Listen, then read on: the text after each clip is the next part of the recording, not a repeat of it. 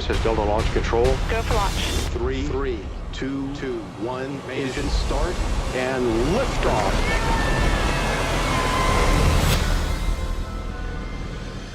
Hey, Ryan. Hey, Thomas, how are you? Hey, I'm doing great. How are you? I'm wonderful, thank you. Absolutely. Well, I really appreciate you taking the time, and I'm really excited to be talking with you about Good Night Oppy, one of my favorite documentaries of the year. And one of the first things I want to ask about, so I believe I read that your team started out with around 1,000 hours of archive footage from NASA. So when your crew is approaching all of this material, do y'all have a good idea of certain moments that you're looking to find in that array of footage? Is there a systematic method of working through that? There's definitely a systematic way of doing it, which I had incredible producers who spearheaded that. Yeah, but there was no sense of we know what we're looking for. I've always heard, I've like a bunch of filmmaker friends and colleagues that have had this sort of documentary folklore type of film where they've happened upon this stash of archival where you have no idea what's on it, but the film really is discovered in searching through that archival. I had never had a film like that until this one, but it truly was that sort of documentary folklore moment because we inherited 1,000 hours of footage, but we had no idea what was on it. And NASA didn't know what was on a lot of it. So we had to systematically watch it down. And somewhat conveniently, that was the summer of 2020 when we began this project. So we were all locked in our homes anyway. And so people watched, down to college interns, watched this 1,000 hours down minute by minute, looking for needles in a haystack. And so all of those moments that made it into my film were discovered by somebody logging the footage and finding a really special moment. That's amazing. I can imagine that was extremely difficult, but y'all pulled it off, and I'm quite impressed with that. I also want to ask about the score from your composer, Blake Neely. And while there are human subjects in Good Night Oppy, ultimately the story is about this rover. And just as an audience member, I felt just as strong of an emotional connection to Oppy as I would have any human being. And I think it's Blake's music that drives a lot of that emotion. So generally, how was that collaboration with Blake? And is there anything in particular you'd like to share about what he brought to the project?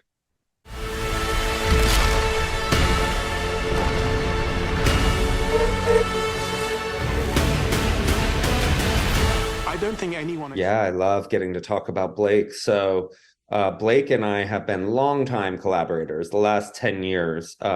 He's worked on all of my films. They're kind of like his little pet projects on the side because these are documentary budgets, and Blake's much more used to working on fiction television and films that have a lot bigger budgets, but he loves documentary, and he's really passionate about all of these true stories.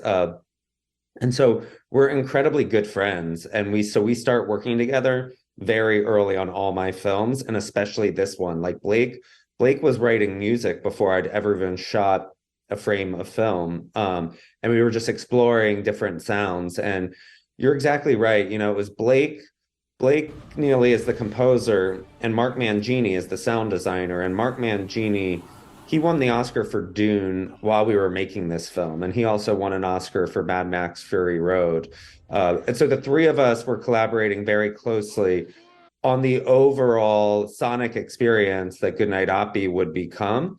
And what we would often say was Mark Mangini, as the designer, he needed to make you believe the robot. So he was using all real sound that he was able to collect of what these rover sounds like, or real sound of what the Martian terrain would sound like. And so his job was to make you believe, and Blake's job was to make you care. And so the emotion, the feeling for the robot could be harnessed a little bit more by the music itself. So we had our biggest orchestra ever for any of our films. In this one, we wanted a really big cinematic sound. I think it was 60 something musicians, and that the sound design of Mark Mangini really freed Blake and I to lean more cinematic in the music, because the music didn't have to harness the the futuristic mechanical sci-fi parts of the film, because Mark could do that in a real way. Most definitely, most definitely. Well, thank you so much for breaking that down. And ultimately, the themes of exploration and discovery are so prevalent in the documentary, discovering new knowledge and exploring new environments. So, from your perspective as the director of the film, as you explored your own creativity, is there anything that you discovered during this process that's really stuck with you, whether that be about your career as a filmmaker or just about, life in general? Absolutely. I love taking on films. There's no, if you look at my filmography, the subject matters seem all over the place. And the real common through line is that they're all character-based films, and I'm always drawn to some sort of character. And in this case, it was a non-human for the first time that's on some sort of remarkable journey. And I feel very lucky as a documentary filmmaker that I get to be on the sidelines of those journeys and in these rooms that I would never be allowed to be in if I didn't have this job. But a big part in the calculus of me taking on new projects, especially at this point in my career. So I'm 41, so I've been making docs for almost 20 years now. And a big part of the calculus is the degree of difficulty and the challenges that come with that film. I love stretching myself and challenging myself as a filmmaker, whether that's story-wise or whether that's technically. And so to get to work on a film that had these elements, it's a true documentary, but it had these elements of huge visual effects and sound design that you don't typically need for a documentary. But we were getting access to these parts of the filmmaker toolkit that I don't normally get as a documentary filmmaker. And so I had to learn those worlds, and the learning curve was incredibly steep. But I love that feeling of being so intimidated and feeling like I'm thrown into the deep end of something that I don't have any idea how to do at the beginning of a film. And then by the end, I feel like I have mastered that part of filmmaking in some way, that I've taken a crash course and that I can extrapolate that to my future films.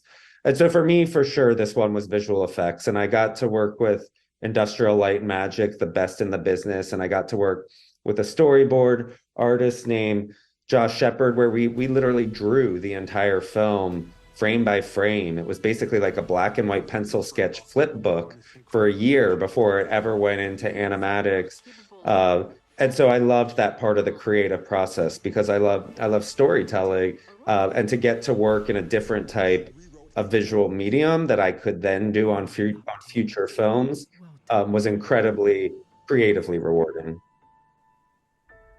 Most definitely, most definitely. Well, Ryan, I really do appreciate your time today, and wish we had more time. I know you've got a busy schedule, but thanks so much for taking the time to talk about Good Night Oppy. And I know you've got your Pamela Anderson documentary coming up, so I'll be tuning into that, and hopefully we get another chance sometime to speak about one of your future projects.